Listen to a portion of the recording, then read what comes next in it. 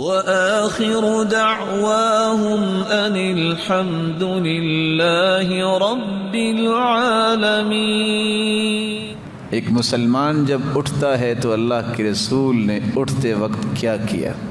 آپ صلی اللہ علیہ وآلہ وسلم کا طریقہ مبارک یہ تھا کہ آپ جب بیدار ہوتے یمسح وجہہ بیدیہ، آپ اپنے چہرہ انور کو دونوں ہاتھوں سے کیا کرتے؟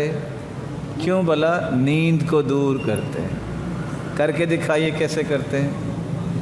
3 مرتبہ اپنے چہرے کو۔ کیوں؟ آپ نیند میں اگر کوئی الفاظ بولیں گے لعلہ یستغفر ویسب نفسہ، حدیث میں آتا ہے نا جب نماز میں نیند آ رہی ہو تو فوراً چھوڑ کے سو جائے۔ ہو سکتا ہے کہ آپ اللہ سے بخشش طلب کر رہے ہوں، اور جو آپ نیند میں بات کر رہے ہیں وہ آپ اپنے آپ کو گالی دے رہے ہوں یا اپنے آپ کو برا کہہ رہے ہوں۔ آپ کہیں گے وہ کیسے؟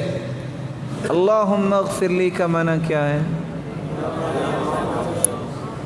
غائن کا نقطہ اڑا دیں، نیند میں پڑھیں اللہم اغفر لی، اس کا معنی کیا ہوگا؟ یا اللہ مجھے ہلاک کر دے۔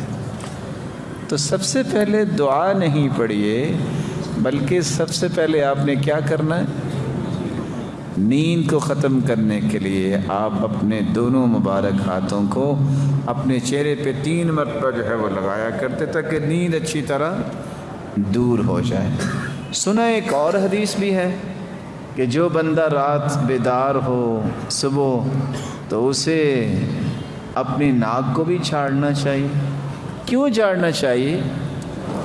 لأن الشیطان یبیت فی خیاشمہ، یہ جو نا برج آف نوز، ناک کا بانسا، برج آف نوز میں شیطان رات گزارتا ہے، تو شیطان کو بھگانے کے لیے، اس کی شرارتوں سے بچنے کے لیے ناک کو جھاڑنے کا حکم اللہ کے رسول نے دے دیا۔ اور بعض نے کہا جب وضو کرنا ہے تو جھاڑ ہی دینا ہے، الگ بھی حدیث ہے، اور وضو کے اندر بھی ایسے ہی ہوتا ہے۔